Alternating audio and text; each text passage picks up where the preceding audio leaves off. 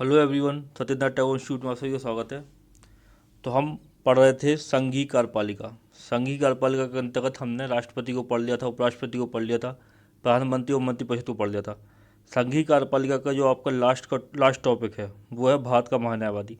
आज हम उसके बारे में पढ़ेंगे, साथ ही साथ हम संसद को भी स्टार्ट कर लेंगे। संसद में हम राज्यसभा भी पढ़ेंगे।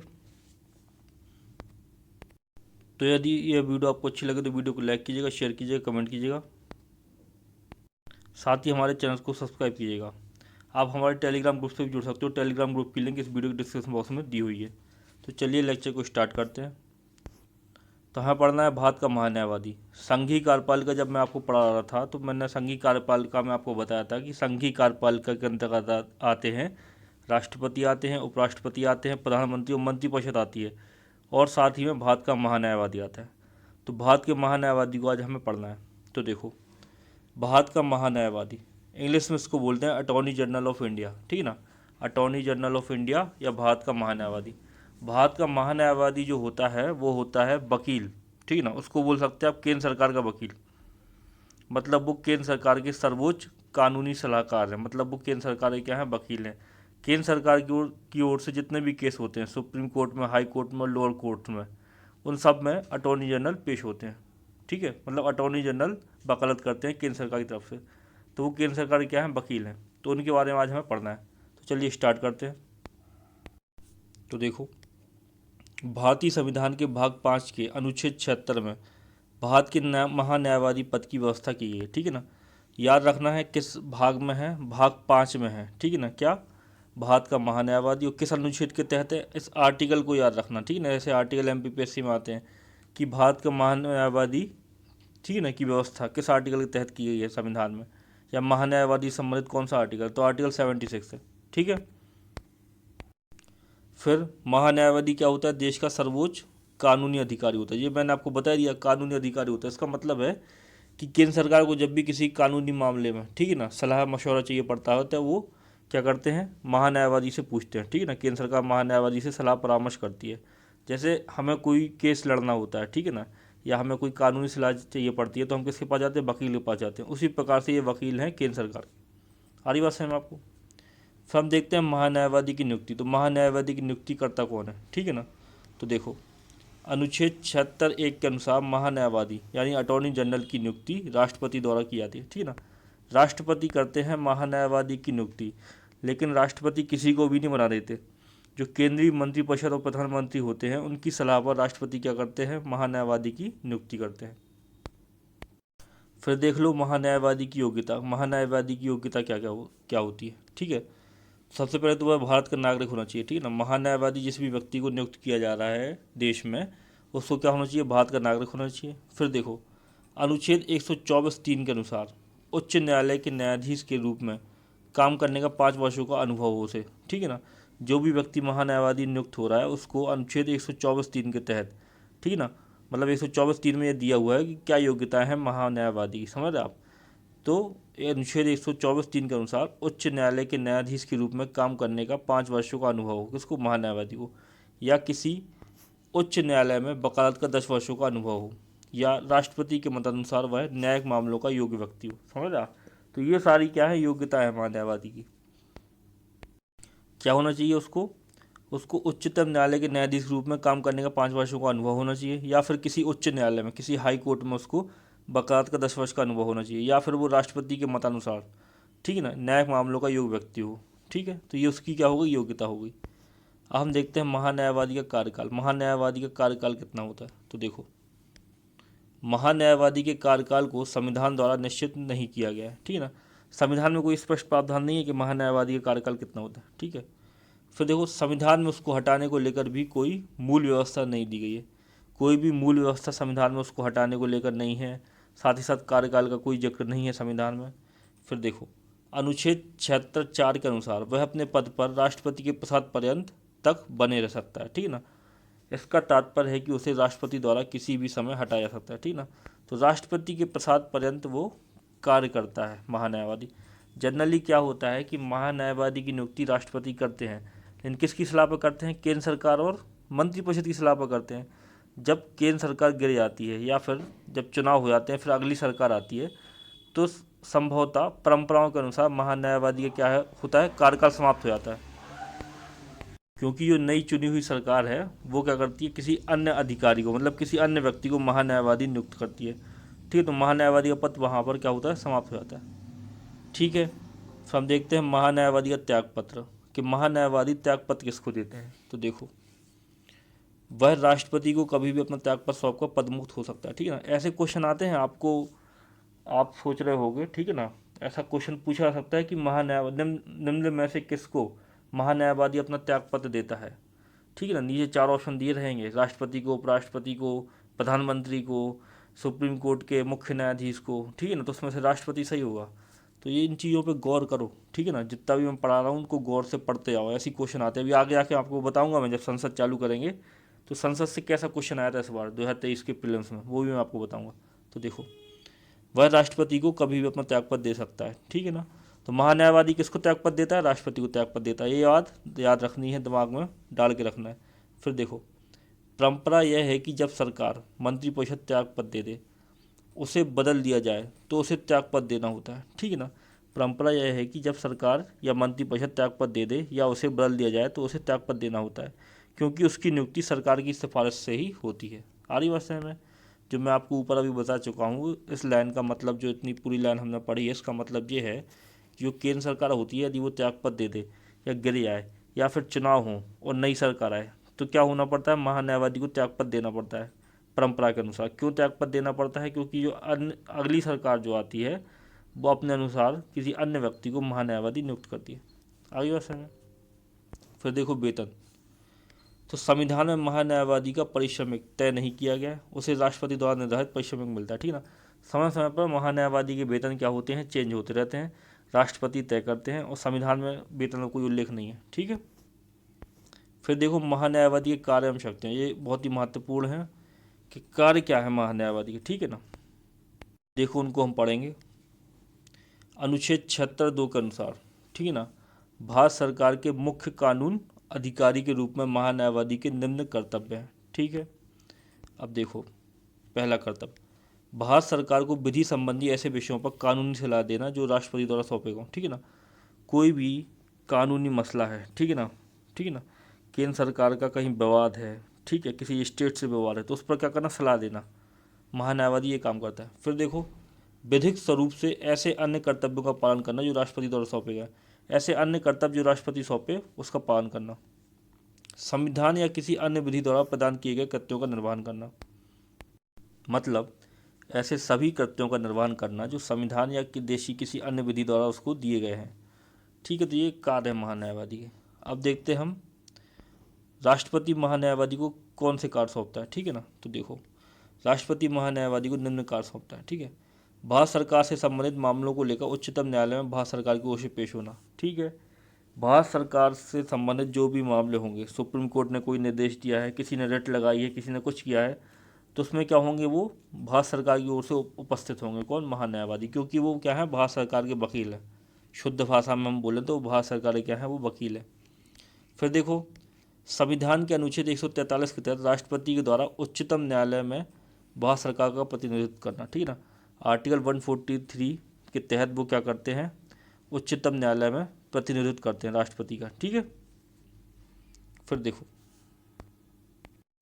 फिर अगला जो आपका है वो है सरकार से संबंधित किसी भी मामले में भारत के सभी उच्च न्यायालयों में सुनवाई का अधिकार है। ठीक है ना, किसी भी उच्च न्यायालय में, किसी भी कोर्ट में वो जा सकते हैं। ठीक है ना, कौन, महान्यायवादी, सरकार का पक्ष रखने के लिए। फिर देखो, अधिकार एवं सीमाएं, महान्यायवादी के क्या अधिकार होते हैं, क्या सीमाएं होती हैं। तो देखो, अनुच्छेद 76(3) के अनुसार भारत के किसी भी क्षेत्र में किसी भी अदालत में महान्यायवादी को सुनवाई का अधिकार है, मतलब वो अपनी वकालत कर सकता है किसी भी क्षेत्र में, किसके लिए, केंद्र सरकार के लिए, समझ रहे, किसी और के लिए नहीं, केंद्र सरकार के लिए। वो किसी भी केंद्र सरकार से संबंधित किसी भी मामले में वो देश की किसी भी कोर्ट में, कोई भी जिला कोर्ट हो, कोई भी हाई कोर्ट हो, ठीक है ना, किसी भी स्टेट का हाई कोर्ट हो, कुछ भी हो, कोई भी कोर्ट है जो वहाँ पर क्या कर सकता है, सुनवाई का उसको अधिकार है। फिर देखो, अनुच्छेद 88 तथा अनुच्छेद 105(4) के अनुसार संसद के दोनों सदनों में बोलने या कार्रवाई में भाग लेने या दोनों सदनों की संयुक्त बैठक में भाग लेने का अधिकार है, परंतु उसे मत देने का अधिकार नहीं है। ठीक है, ये चीज़ याद रखना आप। ठीक है ना, जब यदि ये स्टेटमेंट वाले आपसे क्वेश्चन पूछे आएंगे तो उनमें ये चीज़ें बहुत इंपॉर्टेंट हो जाती हैं। तो महान्यायवादी को क्या है कि अनुच्छेद 88 और अनुच्छेद 105(4) के तहत, ठीक है ना, संसद की जो दोनों सदन है उसमें जो कार्रवाई चलती है, मान लो कोई विधेयक पेश हुआ, उसमें कोई कार्रवाई चल रही है, तो वो वहाँ जा सकता है, वहाँ बैठक में भाग ले सकता है, ठीक है ना। यहाँ तक कि किसी विधेयक को लेकर यदि लोकसभा और राज्यसभा के बीच में कोई मतभेद है तो क्या होती है, संयुक्त बैठक होती है, ठीक है ना। यदि संयुक्त बैठक हो रही तो संयुक्त बैठक में भी वो भाग ले सकता है, लेकिन वो विधेयक के पक्ष में वोट नहीं दे सकता, उसको वोट देने का अधिकार नहीं है, मत देने का उसको अधिकार नहीं है विधेयक के पक्ष में।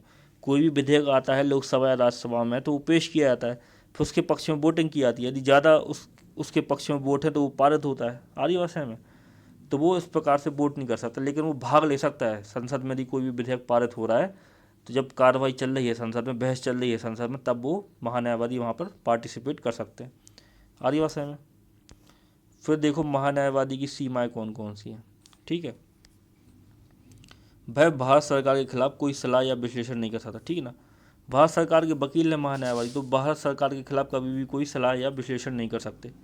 फिर देखो जिस मामले में उसे भारत सरकार की ओर से पेश होना है उस पर कोई टिप्पणी नहीं कर सकता, ठीक ना। कई सारे मामले ऐसे होते हैं, ठीक है, जो यूनियन वर्सेस स्टेट होते हैं या कुछ चर्चित मामले होते हैं। आपने कई बार देखा होगा, जैसे कोई केस चलता है, कोई फेमस केस होता है, ठीक है ना, मीडिया में वो केस के बारे में बताया जाता है। तो जब कोर्ट रूम से वो केस लड़ रहे वकील बाहर आते हैं तो मीडिया उनके पास जाती है और उनसे पूछती है कि क्या हुआ अंदर, क्या हुआ, क्या हीयरिंग हुई, क्या बोला जज ने, क्या बोला, क्या निर्णय दिया, ये सब पूछते हैं। महान्यायवादी के साथ ऐसा नहीं है, महान्यायवादी से ना कोई पूछ सकता है, ना महान्यायवादी किसी को बता सकते हैं उस संबंध में कोई भी चीज़, समझ रहे। तो वही चीज़ लिखी है, कोई टिप्पणी नहीं कर सकते वो।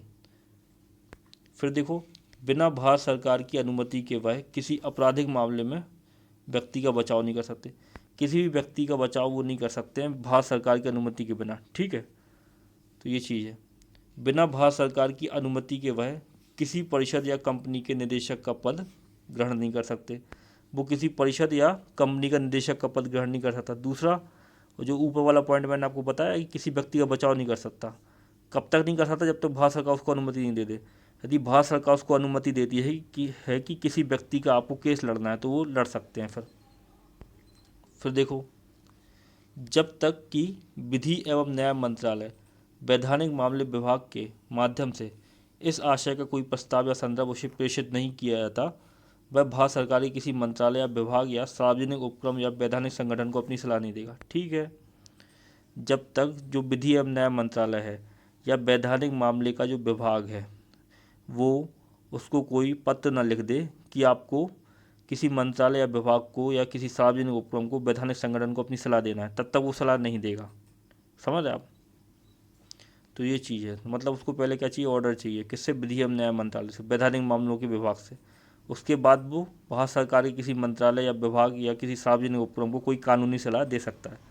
तो ये चीज़ लिखी है, ये पढ़ लिया ना हमने इतना, उसमें ये सब लिखा था, ठीक है। फिर हम देखते हैं भारत के कुछ महान्यायवादियों को, ठीक है। तो भारत में अभी तक कौन कौन से महान्यायवादी हुए हैं, इनके बारे में कुछ ज़्यादा महत्वपूर्ण कोई चीज़ है नहीं है, ठीक है। बस इनके नाम याद रखना। कई बार क्या है, क्वेश्चन में नाम पूछ लेते हैं, वो इस प्रकार से क्वेश्चन पूछते हैं कि निम्नलिखित में से कौन भारत का महान्यायवादी नहीं रहा। 3 ऑप्शन में महान्यायवादी लिखे होंगे और एक ऑप्शन में कोई सुप्रीम कोर्ट के जज लिख देंगे वो, ठीक है। तो आपको बताना होगा कि इनमें से कौन महान्यायवादी नहीं रहा। तो इन सब चीज़ों को भी दिमाग में रखना पड़ता है, ठीक है ना। ये कौन कौन से महान्यायवादी थे, 1 से 2 से 3 बार पढ़ोगे तो आपके दिमाग में बैठ जाएंगे, याद नहीं करना है इनको, लेकिन आपको 1 से 2 से 3 बार उसको पढ़ना है कि कौन कौन महान्यायवादी रहा है। तो आपको जब वहाँ पे आप क्वेश्चन आएगा तो आपसे बन जाएगा, ठीक है। आ रही है समय। तो देखो MC सीतलवाड़ भारत के महान्यायवादी रह चुके हैं। पहले महान्यायवादी थे भारत के, वो थे MC सीतलवाड़, ठीक है ना। CK दफ्तरी थे दूसरे महान्यायवादी। नरेन डे थे दूसरे महान्यायवादी। SB गुप्ते थे चौथे महान्यायवादी। LN सिन्हा भी महान्यायवादी रह चुके हैं। K पराशरन भी महान्यायवादी लिखे हैं, रह चुके हैं। उनके सामने कार्यकाल दिया हुआ है, कार्यकाल से मत याद करना, ठीक है ना। केवल इनके नाम बस याद कर लेना, ठीक है ना। जो नाम जो मैं आपको बता रहा हूँ ये याद कर लेना, कितने महान्यायवादी रहे हैं, कौन कौन रहे हैं, ठीक है। फिर देखो सोली सोराबजी, ये भी महान्यायवादी रहे हैं। G रामास्वामी भी महान्यायवादी रहे हैं। मिलन के बनर्जी, ये भी महान्यायवादी रह चुके हैं। फिर देखो अशोक देसाई, ये भी महान्यायवादी रह चुके हैं। सोली जे सोराबजी, ये भी महान्यायवादी रह चुके हैं, ठीक है ना। मिलन के बनर्जी, ये भी महान्यायवादी रह चुके हैं, ठीक है।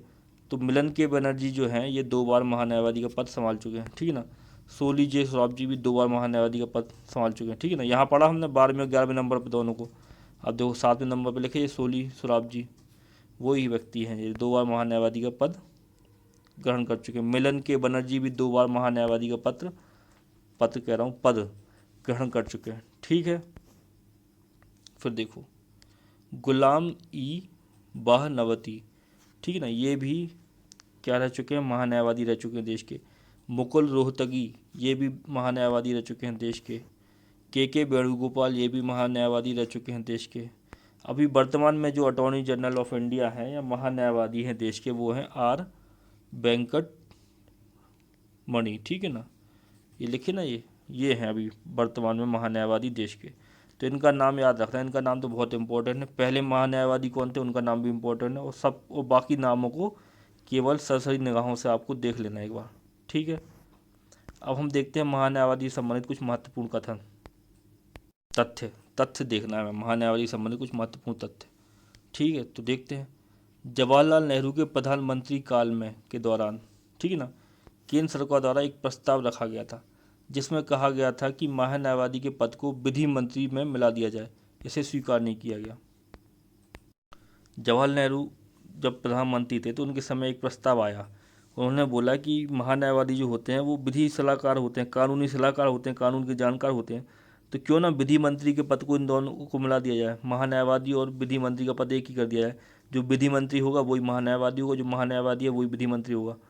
तो ऐसा ये प्रस्ताव लाए थे, तो इस प्रस्ताव को स्वीकार नहीं किया गया था, ठीक है। फिर देखो महान्यायवादी MC सीतलवाड़ का सबसे लंबा कार्यकाल रहा है, ठीक है ना।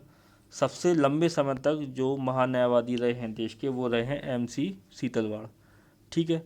और जो सोली सोराबजी जो हैं इनका सबसे छोटा कार्यकाल रहा है महान्यायवादी के रूप में, ठीक है। तो यहाँ पर ख़त्म हो रहे हैं महान्यायवादी, मतलब आपकी संघ की कार्यपालिका ख़त्म हो गई।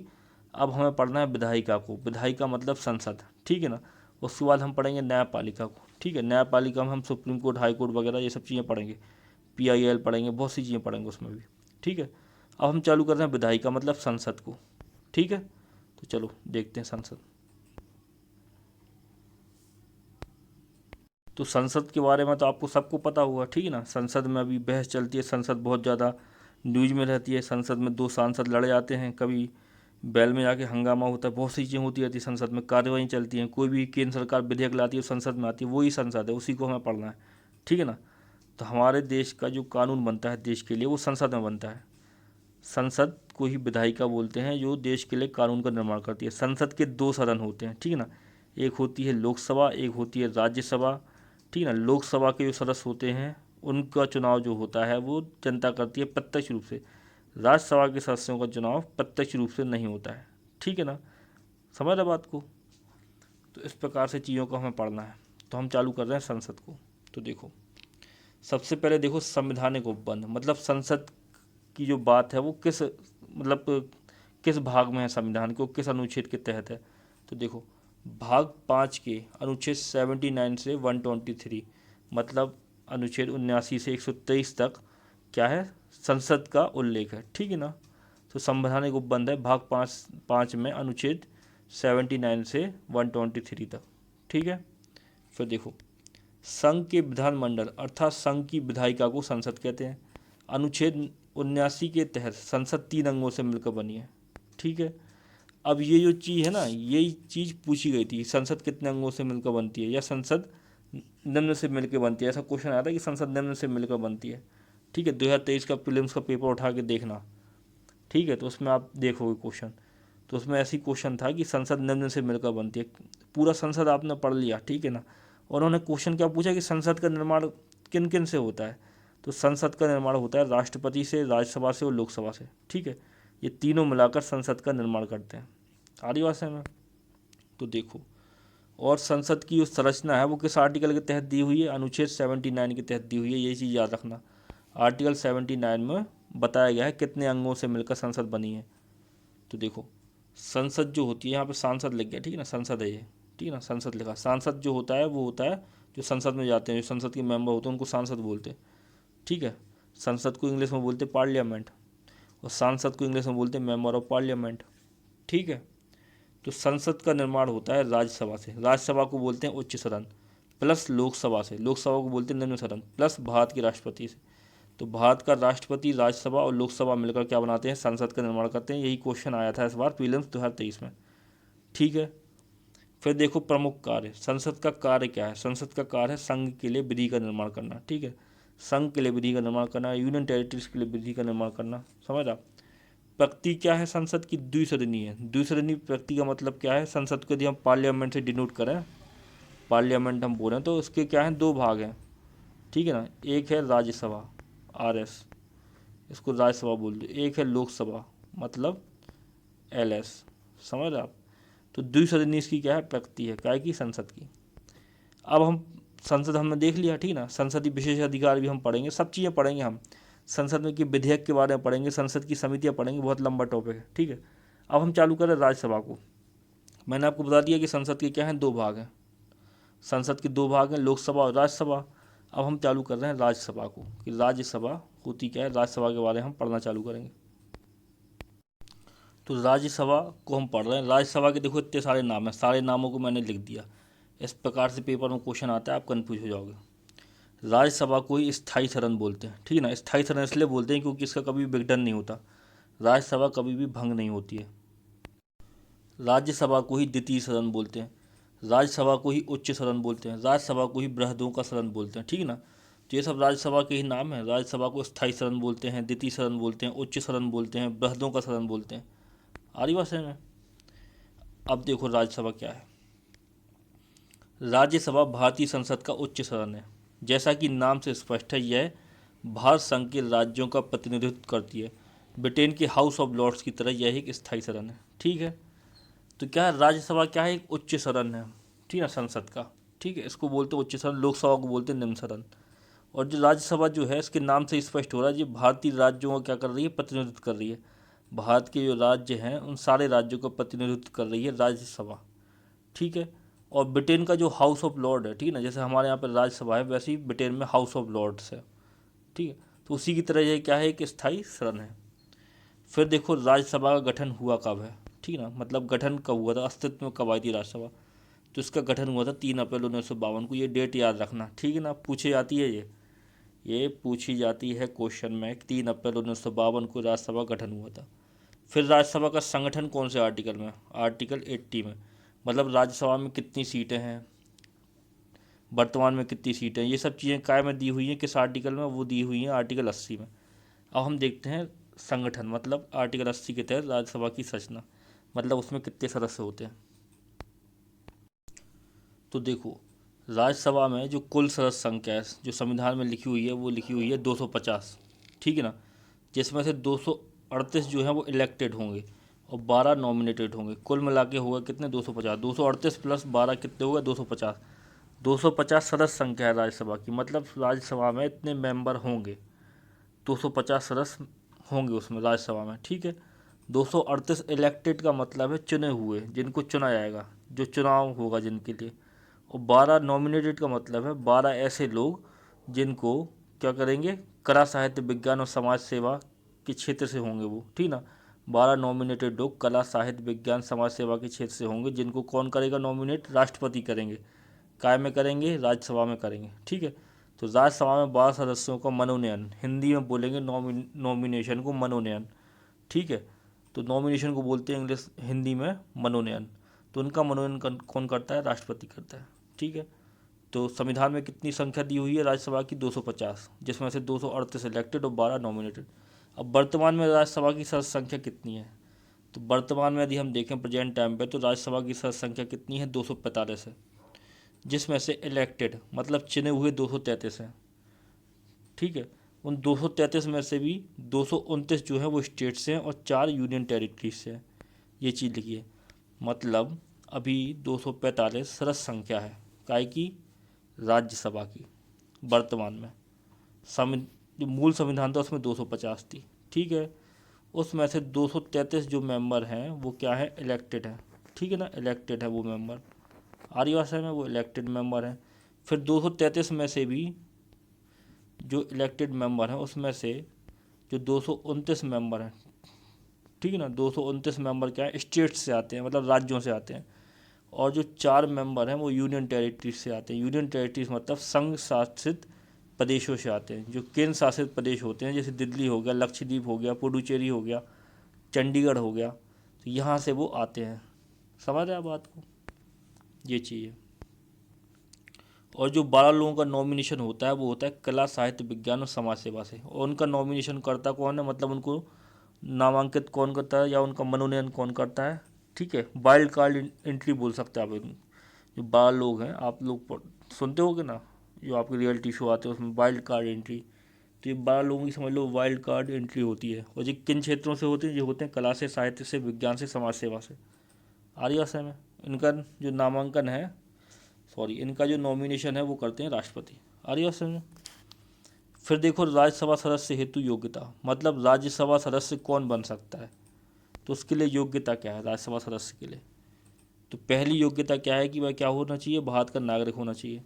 फिर न्यूनतम 30 वर्ष की आयु पूर्ण कर चुका हो, 30 वर्ष की आयु उसकी होनी चाहिए। 30 वर्ष की आयु यदि उसकी पूर्ण नहीं हुई है तो वो राज्यसभा का चुनाव नहीं लड़ सकता। फिर संसद द्वारा निर्धारित अन्य योग्यताएं, ठीक है। फिर संसद ने क्या किया, कुछ अन्य योग्यताएं भी निर्धारित की हैं उसके लिए। पागल या दिवालिया ना हो वो, ये चीज़ें भी, ये भी है एक योग्यता है उसकी। किसी मानसिक विक्षिप्त इंसान हो, किसी पागल इंसान को तो राज्यसभा का सदस्य बना नहीं देंगे, ठीक है, समझ रहे, अपराधी ना हो, तो ये चीज़ें। तो भारत का नागरिक हो, न्यूनतम 30 वर्ष की आयु पूर्ण कर चुका हो। फिर संसद द्वारा निर्धारित अन्य योग्यता। अब देखो अन्य योग्यताएं संसद ने कौन कौन सी निर्धारित की हैं। 2003 में राज्यसभा की रचना पद्धति में निम्नलिखित परिवर्तन हुए, ठीक है। राज्यसभा के उम्मीदवार के लिए उस राज्य का निवासी होना आवश्यक नहीं है जिस राज्य से वह राज्यसभा का चुनाव लड़ना चाहता है। पहले क्या होता था कि जैसे किसी को एमपी से राज्यसभा सदस्य बनना है, मतलब एमपी से उसको राज्यसभा के लिए नॉमिनेट होना है, ठीक है, तो उसको एमपी का निवासी होना जरूरी है। अब ऐसा नहीं है। अब मान लो एमपी से कोई व्यक्ति है, ठीक है ना, एमपी का कोई नेता है और उसको यूपी से राज्यसभा का चुनाव लड़ना है, तो वो यूपी से लड़ सकता है। ज़रूरी नहीं है कि वो यूपी का निवासी हो। या फिर कोई यूपी का व्यक्ति है, उसको एमपी से राज्यसभा में जाना है, ठीक है, तो ज़रूरी नहीं है कि वो एमपी का क्या हो, निवासी हो। वो भारत के किसी भी राज्य का निवासी हो सकता है और वो एमपी से चुनाव लड़ सकता है। आ रही है समझ में। और गुप्त मतदान के स्थान पर खुले मतदान को अपनाया गया है। अब देखो गुप्त मतदान होता था पहले राज्यसभा का जब चुनाव होता था, अब क्या होने लगा, उसकी जगह खुले मतदान को अपनाया। गुप्त मतदान का मतलब होता है कि गुप्त तरीके से आप जिसको वोट दे रहे हो वो पता ना चले। जैसे बैलेट पेपर से चुनाव होते हैं, मतलब पर्ची लिख कर यदि चुनाव होते हैं तो उस पर्ची में आप चुपके से नाम लिख देते हो जिसको आप वोट दे रहे हो उसका, ठीक है, और डाल देते हो बैलेट बॉक्स में। उसको बोलते हैं गुप्त मतदान। और यदि जब आप वोट दे रहे हो और पता चले कि आप किसको वोट दे रहे हो तो उसको बोलते हैं खुला मतदान।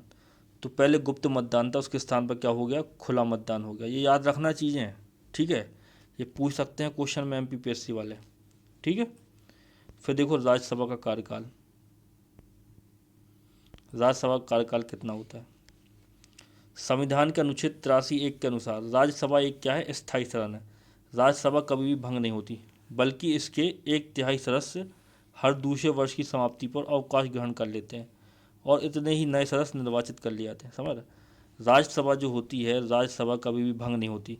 जो राज्यसभा सदस्यों का कार्यकाल होता है, जो राज्यसभा सदस्यों का कार्यकाल जो होता है वो होता है 6 वर्ष, ठीक है। लेकिन राज्यसभा के जो 1/3 सदस्य होते हैं वो प्रत्येक 2 वर्ष में क्या होते हैं, वो क्या होते हैं, अवकाश ग्रहण कर लेते हैं। मतलब 2 वर्ष बाद वो रिटायर्ड हो जाते हैं 1/3 सदस्य राज्यसभा के। तो इस प्रकार से क्या होता है, सदस्य क्या होते हैं, अवकाश ग्रहण करते रहते हैं और राज्यसभा निरंतर चलती रहती है। राज्यसभा को भंग नहीं करना पड़ता। समझ रहे आप बात को। राज्यसभा कोई निश्चित कार्यकाल नहीं होता कि लोकसभा तो प्रत्येक 5 वर्ष के बाद में भंग हो जाती है, लोकसभा के लिए चुनाव होते हैं। राज्यसभा कभी भी भंग नहीं होती। राज्यसभा का जो सदस्य होता है उसका कार्यकाल होता है 6 वर्ष। राज्यसभा के सदस्य का कार्यकाल, जो राज्यसभा सदस्य हैं उसका कार्यकाल 6 वर्ष है। राज्यसभा का कोई कार्यकाल नहीं, उसका कार्यकाल है 6 वर्ष। लेकिन जो राज्यसभा के जो सदस्य हैं उनमें से प्रत्येक 2 वर्ष में, ठीक है ना, 2 वर्ष में उसके 1/3 सदस्य जो होते हैं, 1/3 सदस्य जो होते हैं वो क्या होते हैं, अवकाश ग्रहण कर लेते हैं। मतलब कि उनका कार्यकाल पूरा हो जाता है 6 वर्ष का। और जितने सदस्य, जैसे 1/3 सदस्य का कार्यकाल पूरा हो गया तो उतने ही सदस्यों को क्या होता है, फिर से निर्वाचन कर लिया जाता है उसी समय पे। तो इस प्रकार से राज्यसभा निरंतर चलती रहती, कभी भंग नहीं होती। आ रही है वैसे में। इस प्रकार हर सदस्य 6 वर्ष तक राज्यसभा का सदस्य रहता है। यदि किसी सदस्य का स्थान उसके त्यागपत्र या मृत्यु के कारण रिक्त हो जाता है तो रिक्त स्थान को भरने के लिए उपचुनाव कराया जाता है। आ रही ना बात समझ में? फिर से पढ़ देता हूँ ऊपर से। संविधान के अनुच्छेद 83(1) के अनुसार राज्यसभा एक क्या है? स्थायी सदन है। राज्यसभा कभी भी भंग नहीं होती, बल्कि इसके 1/3 सदस्य, समझ रहे आप? 1/3 सदस्य का मतलब 1/3 सदस्य, 1/3 सदस्य जो हैं वो हर दूसरे वर्ष की समाप्ति पर अवकाश ग्रहण कर लेते हैं। हर दूसरे वर्ष 1/3 सदस्य क्या होते हैं? निकाल दिए जाते हैं। निकाल नहीं दिए जाते मतलब उनका कार्यकाल समाप्त हो जाता है, और फिर क्या होता है? इतने ही नए सदस्यों को निर्वाचित कर लिया जाता है। इस प्रकार हर सदस्य का कार्यकाल होता है 6 वर्ष, ठीक है।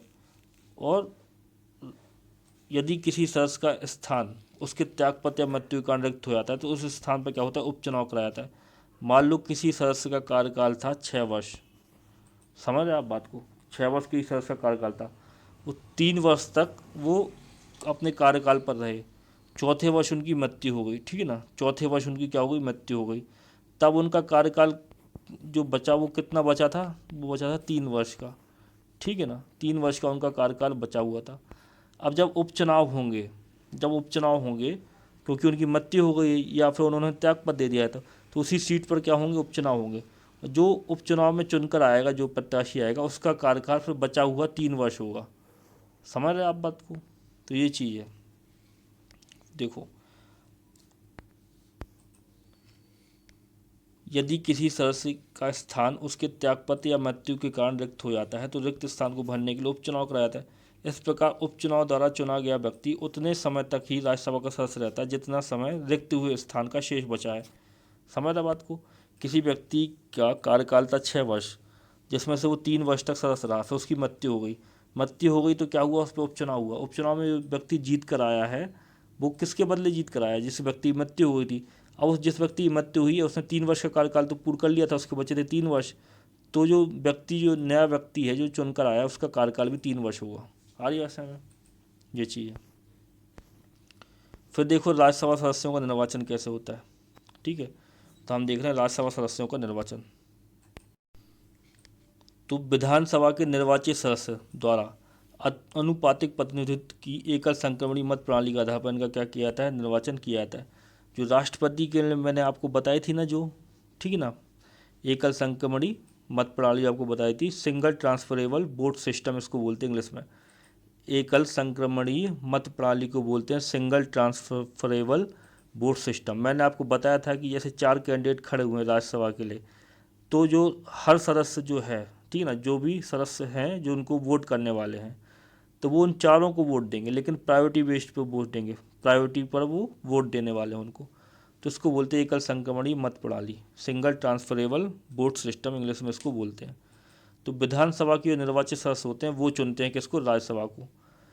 जिस भी, जैसे एमपी से राज्यसभा सीटें जो हैं, एमपी से कोई राज्यसभा का चुनाव लड़ रहा है तो उसको जनता डायरेक्ट नहीं चुनती, उसको चुनते हैं जनता के चुने हुए प्रतिनिधि, मतलब कि मेंबर ऑफ लेजिस्लेटिव असेंबली, मतलब कि विधायक उनको चुनते हैं, ठीक है, उस राज्य के।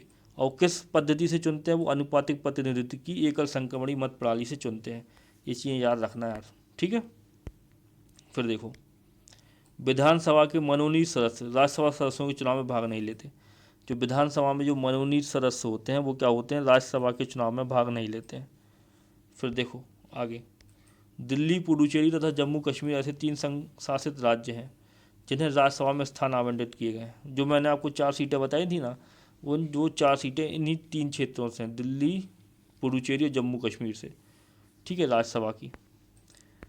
क्योंकि पहले उक्त दोनों राज्यों में विधानसभा नहीं थी, अतः उनके प्रतिनिधि संसद द्वारा विधि के अनुसार चुने जाते थे। तो ये चीज़ बताई गई है कि जो जो दिल्ली, पुडुचेरी और जम्मू कश्मीर में जो क्या कहते हैं राज्यसभा की सीटें हैं, पहले उनमें क्या थी? विधानसभा नहीं थी, ठीक है।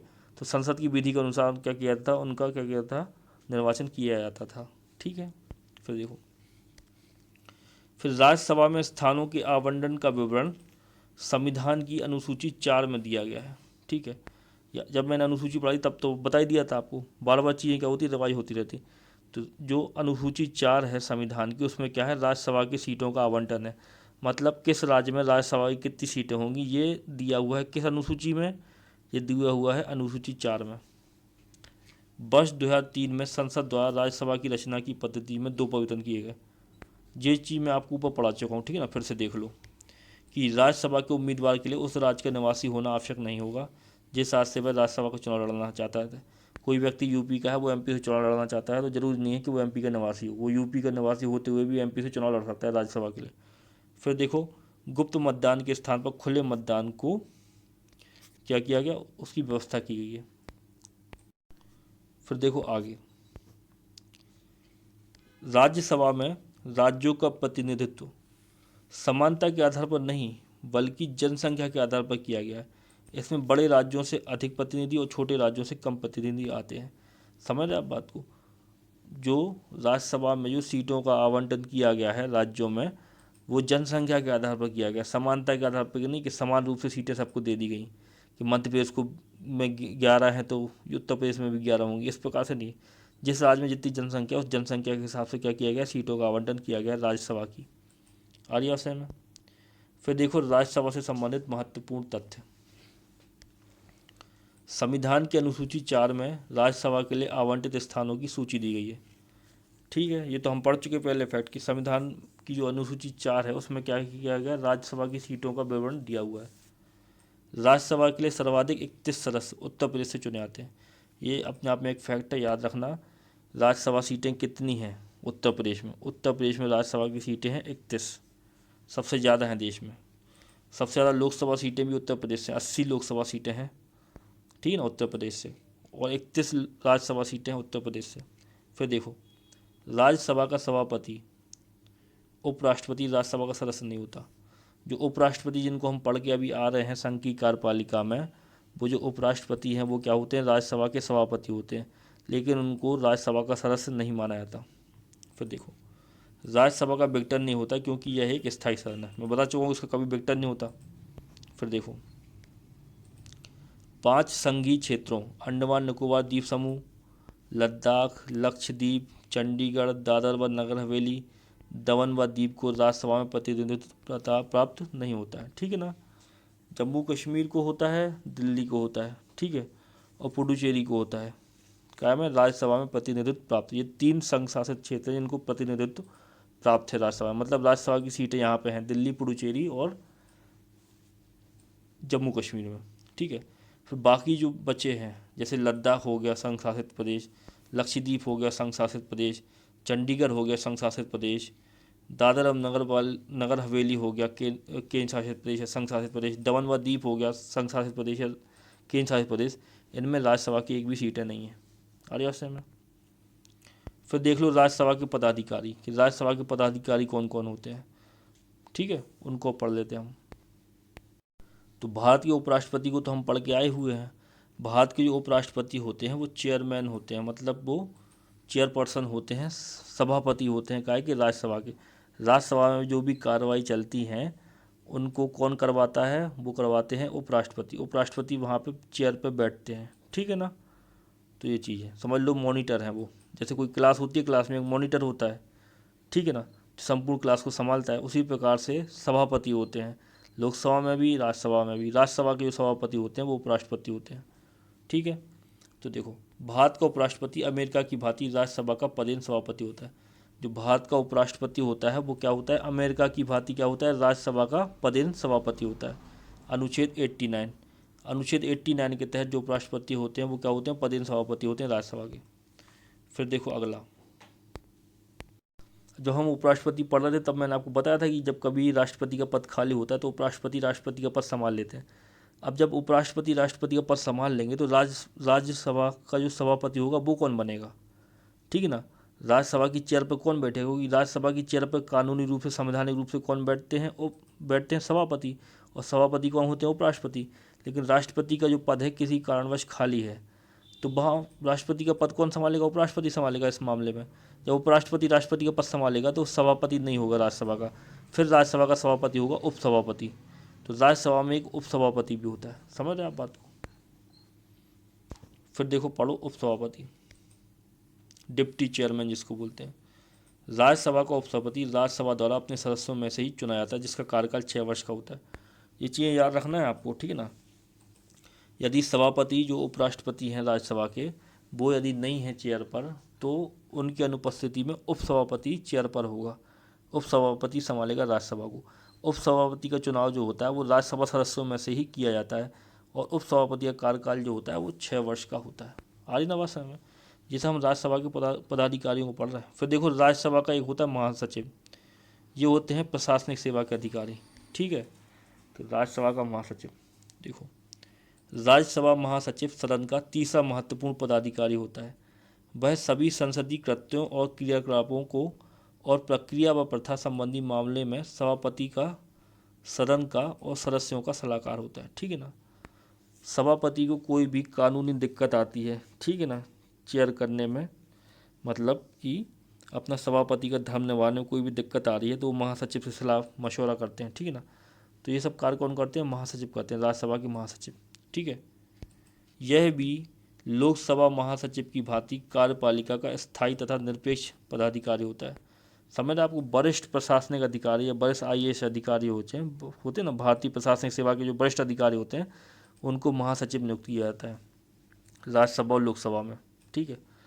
तो ये हो गया अगला पदाधिकारी। हम पढ़ रहे थे राज्यसभा के पदाधिकारी। सबसे पहले हैं सभापति, जो होते हैं उपराष्ट्रपति। फिर होता है उपसभापति।